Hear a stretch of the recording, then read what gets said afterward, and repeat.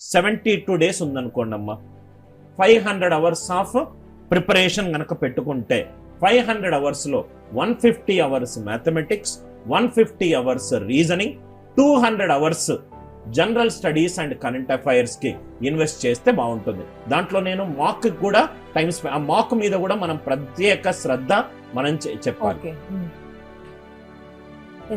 Cut off mark గురించి మాట్లాడితే last previous years నుంచి ఎలా ఉంది sir cut off mark? General గా ఈ కట్ ఆఫ్ అనేది వేరియస్ ఫ్యాక్టర్స్ మీద డిపెండ్ అయి ఉంటుంది. జనరల్ గా ఏంటంటే ఇప్పుడు ప్రస్తుతము చాలా మంది కాంపిటేటివ్ ఎగ్జామినేషన్ రాస్తున్న వాళ్ళు ఎగ్జామ్ రాస్తే కట్ ఆఫ్ పెరిగే ఛాన్స్ ఉంది. దాని తర్వాత లెవెల్ ఆఫ్ డిఫికల్టీ మీద ఆధారపడి ఉంటుంది, పలు రకాల ఫ్యాక్టర్స్ మీద మనకు ఆధారపడి ఉంటుంది. కానీ ఏదైనా ఎగ్జామ్ క్లియర్ అవ్వాలి అని అంటే థంబ్ రూల్ ఏంటంటే మొత్తం క్వశ్చన్లలో 80% క్వశ్చన్లు అటెంప్ట్ చేసి ఉండాలి. అటెంప్ట్ చేసిన దాంట్లో 90% అక్యురసీగా ఉండాలి. 100 క్వశ్చన్లు ఉన్నాయి, 80% అంటే 80 క్వశ్చన్లు అటెంప్ట్ చేస్తున్నాను, దాంట్లో 90% అక్యురసీ అంటే 72 రైట్ అయ్యాయి.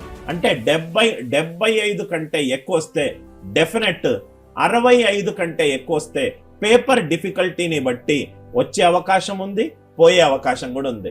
Greater than or equal to 75 is what one should target it. ఇది ఫస్ట్ థింగ్. ఇది నేను జనరల్ కేటగిరీకి చెప్పాను.